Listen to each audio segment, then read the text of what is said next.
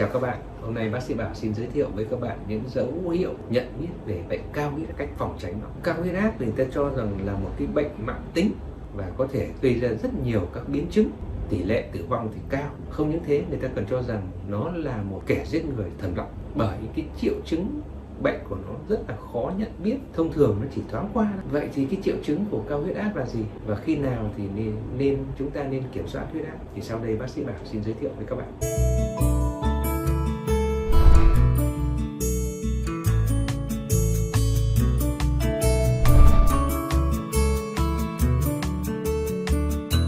Huyết áp thì ai cũng có, tuy nhiên là nó ở cái giới hạn bình thường thôi. Nhưng một khi mà huyết áp nó tăng lên, đôi khi nó không có một cái triệu chứng gì cả, một số các cái dấu hiệu không rõ ràng. Chỉ khi bệnh cao huyết áp trở nên nặng, người bệnh mới cảm thấy những cái triệu chứng rõ ràng hơn về bệnh cao huyết áp. Đó là những cái triệu chứng điển hình như sau. Đầu tiên là đau đầu, ù tai, hoa mắt, đôi khi là chòng chành, mất thăng bằng, thở nông, đôi khi chảy máu mũi, đau ngực, khó thở, tim đập nhanh, chóng mặt, mắt nhìn mờ, mặt đỏ, buồn nôn và có thể nôn, đôi khi là tiểu ra máu. Và cái triệu chứng hay gặp nữa đó là mất ngủ. Đấy là cái triệu chứng. Còn trường hợp mà khi chẩn đoán đúng của nó thì chúng ta phải dựa vào các cái chỉ số của nó, giá trị thế nào rồi lại cao huyết áp, chúng ta chỉ có bằng phương pháp là đo huyết áp.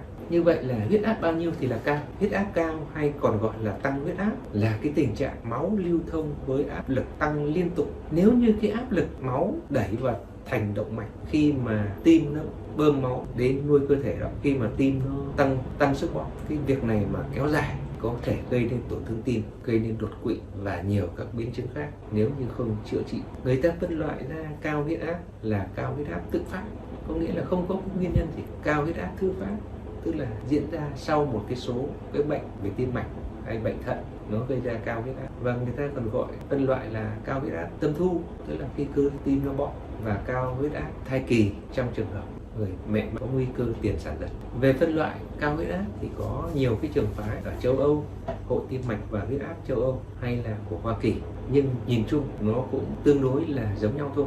Thì huyết áp tối ưu tức là huyết áp tâm thu là nhỏ hơn 120 mm thủy ngân, và huyết áp tâm trương là nhỏ hơn 80 mm thủy ngân. Huyết áp bình thường có nghĩa là huyết áp tâm thu từ 130 đến 139 mm thủy ngân, và huyết áp tâm trương từ 85 cho đến 89 mm thủy ngân. Huyết áp tăng độ 1 hay là tăng huyết áp độ 1 thì khi mà huyết áp tâm thu từ 140 đến 159 mm thủy ngân, và huyết áp tâm trương từ 90 cho đến 99 mm thủy ngân. Tăng huyết áp độ 2 tức là huyết áp tâm thu từ 160 cho đến 179 mm thủy ngân, và huyết áp tâm trương từ 100 cho tới 109 mm thủy ngân. Tăng huyết áp độ 3 có nghĩa là huyết áp tâm thu trên 180 mm thủy ngân và huyết áp tâm trương trên 110 mm thủy ngân. Ngoài ra, người ta còn có tăng huyết áp tâm thu đơn độc, tức là huyết áp tâm thu trên 140 mm thủy ngân và huyết áp tâm trương nhỏ hơn 90 mm thủy ngân.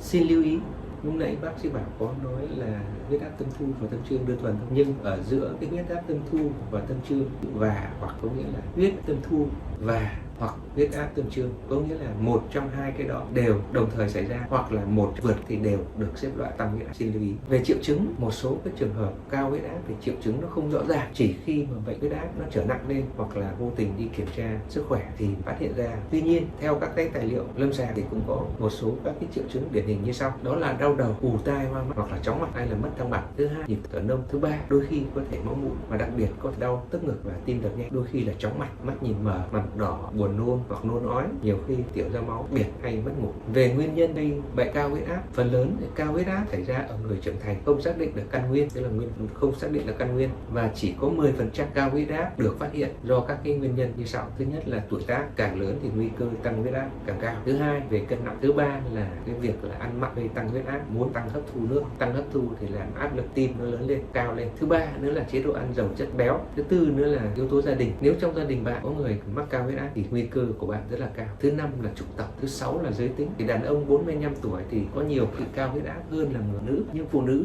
lại có nguy cơ cao huyết áp sau thời kỳ mãn. Tiếp theo là lười vận động, không nên uống nhiều bia rượu, và sau đây là một số các bệnh có thể dẫn đến cái tăng huyết áp, ví dụ như là bệnh mãn tính như là đái tháo đường, bệnh tim mạch, bệnh thận mãn tính, bệnh hẹp động mạch hay u tủy thượng thận, một số các bệnh về chuyên sâu, hay là đơn giản nhất là căng thẳng về tâm lý. Một số cái tác dụng phụ của thuốc như là cái thuốc tránh thai, thuốc cảm, hoặc là các cái thuốc kháng viêm non steroid, hoặc là các thuốc corticoid, và một trường hợp sinh lý nữa là thai nghén trong trường hợp nhiễm độc thai nghén. Bác sĩ Bảo cũng nêu ra một số các biến chứng các bạn có thể biết, đó là suy tim. Đơn giản là vì sao? Là do huyết áp cao thì tim nó phải làm việc nhiều, chính vì vậy mà cơ tim to ra, yếu đi, gây nên suy tim rồi đến bệnh suy thận, các mạch máu trong thận dễ bị tổn thương, bị hẹp lại, gây nên bệnh suy thận, rồi là đột quỵ, nhồi máu cơ tim, là do bị trong cái trường hợp mà tăng huyết áp ấy, thì cả cái nguy cơ xơ vữa động mạch nó sẽ xảy đến, và từ đó thì có cái hậu quả là làm cho tăng huyết áp, rồi là thành mạch bị xơ cứng,